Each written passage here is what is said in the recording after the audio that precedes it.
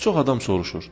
Doktor, soyuq aylarda tez-tez sidik ifrazı nədən olur? Ümumiyyətlə, soyuq aylarda tez-tez sidik ifrazının olmağı 70% halda normal prosesdir. Çünki dəri səthimizdəki damarlar soyuğun təsirindən daralır və qanın əsas kütləsi qarın boşluğuna, daxili orqanlara yığılır. Bu da böyrəyə daha çox qanın getməsinə və sidiyin artmasına səbəb olur. İkinci səbəb, biz yayda adətən çox tərliyik və maye tər vasitəsilə bədənimizdən ayrılır. Amma qışda tərləmə az olduğu üçün əsas bədəndən suyun xaric olması böyrələrin üzərinə düşür və bu da tez-tez sidik getməyə səbəb olur.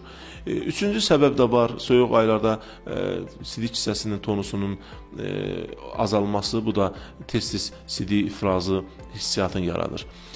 Bəs haçan bu biz xəstəlik hesab etməliyik? Əgər sidiyə tez-tez gediriksə, amma az miqdarda, sidik ifrazı zamanı yanma, göynəmə, ağrı hissiyatının olması və gecələr sidiyə çox getmə. Bunlar varsa, həkim müayinəsi mütləqdir. Bunlar şəkərli diabetdən, böyrək infeksiyalarından, sidik hissəsinin iltihabından, kişilərdə prostatın iltihabından, adenomasından xəbər verə bilər.